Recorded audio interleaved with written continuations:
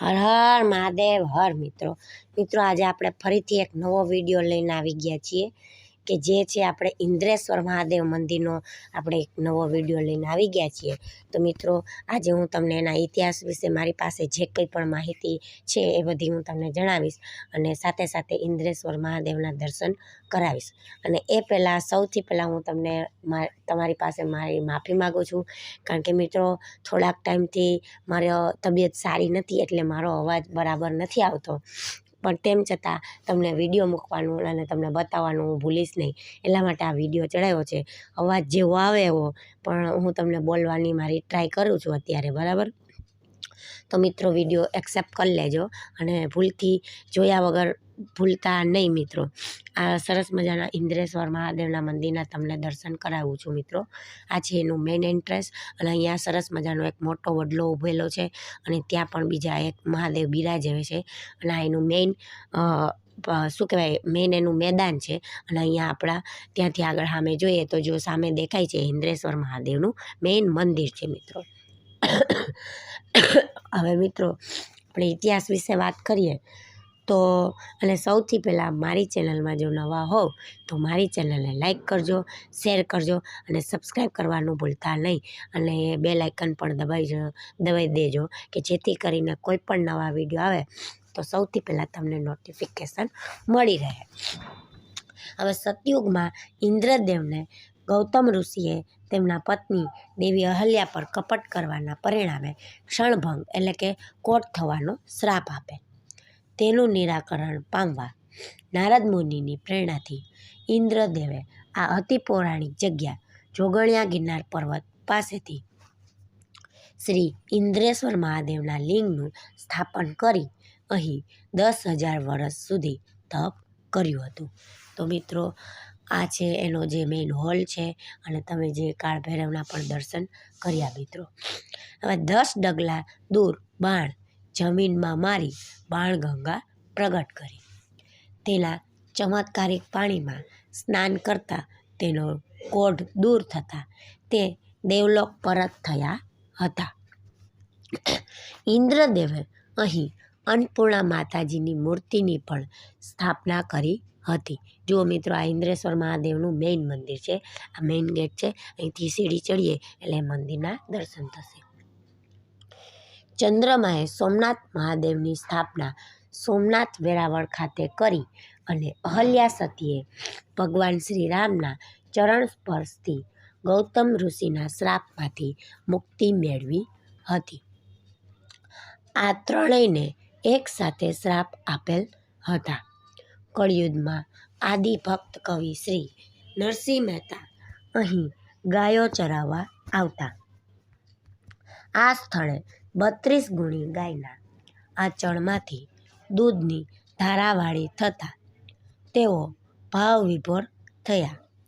લિંગને બાદ ભરી 7 દિવસની તપશ્ચર્યાને અંતે રાત્રે આકાશવાણી થઈ કે હે નરસિંહ, તું આ લિંગને છોડી દે, હું તારા પર પ્રસન્ન છું, વરદાન માંગ. ત્યારે નરસિંહે તેમની નાગર જ્ઞાતિમાં કોઈ વ્યક્તિ દુઃખી ના રહે તે માટે અને કૃષ્ણ ભગવાનની રાસલીલા નિહાળવાના વરદાન પામતા તે લિંગ છૂટી જતાં તેમને શંકર ભગવાનના દિવ્ય દર્શન થયા. મિત્રો આ એ કુંડ છે કે જે કુંડના પાણીમાં સ્નાન કરીએ તો કોઈ પણ વ્યક્તિને કોઢ હોય એ કોઢ દૂર થઈ જાય છે. અને આગળ તમે ઇન્દ્રેશ્વર મહાદેવની મેઇન શિવલિંગના દર્શન કર્યા. તો મિત્રો આ એ કુંડ છે, એ કુંડમાં સ્નાન કરવાથી તમને ગમે તેવો જૂનો કોઢ હોય તો એ પણ દૂર થાય છે. એટલે મિત્રો ક્યાંકથી લોકો અહીંયા દર્શન કરવા આવે છે મિત્રો. હવે દર્શન થયેલ અને ત્યારબાદ શંકર ભગવાને ભક્ત શ્રી નરસિંહ મહેતાને 6 મહિના સુધી કૈલાસ પર્વત ઉપર 16,000 ગોપીઓ અને 16,000 કૃષ્ણ સ્વરૂપની રાસલીલાના દર્શન કરાવ્યા હતા. નરસિંહ મહેતા બાળપણમાં બોલી શકતા ન હતા, ત્યારે એક સંતે તેમને પ્રથમવાર રાધે કૃષ્ણ બોલાવ્યું અને ત્યારબાદ તેઓ બોલતા થયા. જુઓ મિત્રો, આ મંદિરના અંદરના ગર્ભગૃહના તમને દર્શન થાય છે અને હવે તમને શિવલિંગના પણ સાથે સાથે દર્શન થશે. જોઈ લો મિત્રો, આ મેઇન મંદિર છે, અંદરનું મેઇન મંદિર છે અને આ છે આપણી મેઇન શિવલિંગ. અહીંયા 2 શિવલિંગ છે મિત્રો. ઇન્દ્રેશ્વર મહાદેવ મંદિરમાં એ 2 શિવલિંગના તમને સાથે સાથે દર્શન થાય છે મિત્રો. હવે રાધે કૃષ્ણ બોલાવ્યું અને ત્યારથી તેઓ બોલતા થયા. તે સંતે કહ્યું હતું કે આ બાળકને ભગવાનના દર્શન થશે અને તેમ જ થયું. સંતે તેમને પ્રથમ આ પાવન ભૂમિ ખાતે અતિ દુર્લભ એવું ગૌરીશંકરનું વૃક્ષ મોજૂદ છે, જેના ફૂલમાં શંકર ભગવાનનું લિંગ, થાળું અને શેષનાગ જોવા મળે છે. આ બાણગંગાના અતિ પૌરાણિક કુંડનું ચમત્કારિક પાણી આજે પણ કોઢ મટાડે છે અને તેતાનું પાણી દુષ્કાળ સમયે પણ ક્યારેય ખૂટ્યું નથી. આ જગ્યાના ઉપરના ભાગે જોગણિયા ડુંગર ખાતે આજે પણ નવનાથ, 52 સિદ્ધો તથા 64 જોગણીઓનો વાસ છે. આ જગ્યા ઉપર રાજાશાહી વખતમાં અહીંના નવાબ શ્રી રસુલ ખાનજીએ ઘણા સમય પહેલાં ગૌશાળા પણ બંધાવેલી આપેલ હતી. જુઓ મિત્રો, અહીંયા જંગલનું તમને સરસ મજાનો વ્યૂ દેખાશે. આજુબાજુમાં સરસ મજાનું જંગલ આવેલું છે અને મિત્રો ઘણીવાર અહીંયા સિંહ પણ આવી જાય છે. સિંહના પણ જો તમે નસીબમાં હોય તો તમને ઘણીવાર સિંહના પણ દર્શન થઈ જાય છે મિત્રો. રાત્રે ઘણીવાર એમના અવાજો પણ દિવસના પણ તમને જો જંગલવાસી અવાજ કરતા હોય તો દિવસના પણ તમને અવાજ પણ એમના સંભળાતા હોય છે મિત્રો. જે લોકો ઇન્દ્રેશ્વર મહાદેવ આવે એમને સિંહના ઘણીવાર અવાજ સાંભળવા મળતા હોય છે મિત્રો. કારણ કે આ જંગલમાં જ આવેલું છે મિત્રો, એટલે તમને એમના ઘણીવાર દર્શન પણ થઈ જાય છે મિત્રો. જેનો જીર્ણોદ્ધાર પણ થયેલ છે. મહંત શ્રી ત્રિગુણાનંદજીની પ્રેરણાથી આ જૂનાગઢના નવાબે આ મંદિરથી રાજકોટ રોડ સુધીનો રોડ જે તે સમયે તૈયાર કરી આપેલ હતો. અહીં શ્રી નરસિંહ મહેતાએ વાવેલ વડલો આજે વટવૃક્ષ બની શીતળ છાયો આપે છે. જૂનાગઢ નવાબે આ જગ્યા મહંત શ્રી ત્રિગુણાનંદજીને જે તે સમયે ગુરુ શિષ્ય પ્રણલિકા મુજબ ચલાવવા તામ્રપત્ર ઉપર લખી આપેલ છે. તો મિત્રો, આજે ઇન્દ્રેશ્વર મહાદેવનો મારી પાસે જે કંઈ ઇતિહાસ હતો એ મેં તમને જણાવ્યો. જુઓ મિત્રો, આ છે અન્નપૂર્ણા માતાજીની ગુફા.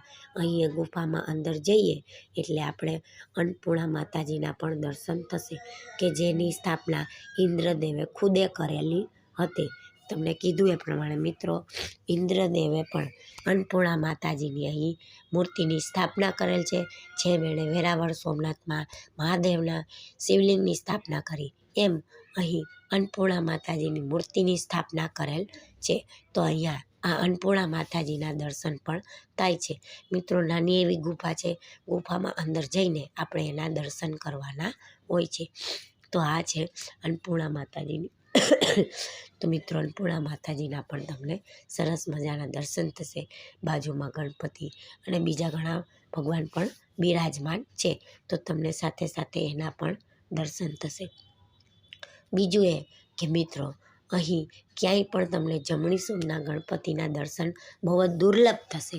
અહીં તમને જમણી સૂંઢના ગણપતિના પણ દર્શન થતા જોવા મળે છે મિત્રો. અહીં જમણી સૂંઢવાળા ગણપતિ પણ આવેલા છે. તો મિત્રો, તમને એ જમણી સૂંઢના ગણપતિના પણ દર્શન કરાવીશ. એમના પણ દર્શન થશે. સાથે સાથે અહીં જુઓ, આ જે છે એ જમણી સૂંઢવાળા ગણપતિ છે મિત્રો, અને તમને અહીં જમણી સૂંઢના ગણપતિના દર્શન થશે. એની સાથે રાધાકૃષ્ણ, બાલગોપાલ, ગુરુ દત્તાત્રેય મહારાજ, મોગલમાં અને બીજા ઘણા મંદિરો, ઘણા બધાની છબીઓ અને મૂર્તિઓ આવેલી છે. એમના પણ તમને ભગવાનના દર્શન થશે મિત્રો. તો મિત્રો, આ છે ત્યાં આવેલી નાની એવી ગૌશાળા કે જ્યાં ઘણી બધી ગાયો પણ અત્યારે આવેલી છે મિત્રો. નાના નાના વાછરડા એમના આવેલા છે, નાની નાની ગાયો પણ આવેલી છે અને મોટી ગાયો પણ અહીં બિરાજમાન છે. તો મિત્રો, મારો જો વિડીયો તમને ગમ્યો હોય તો મારી ચેનલને લાઈક કરજો, શેર કરજો અને સબસ્ક્રાઈબ કરજો. મિત્રો, ફરીથી મળીશું નવા વિડીયો સાથે. ત્યાં સુધી જો તમને મારો વિડીયો ગમ્યો હોય તો એકવાર કમેન્ટ જરૂર કરી દેજો. કમેન્ટમાં હર હર મહાદેવ જરૂરથી લખી દેજો મિત્રો.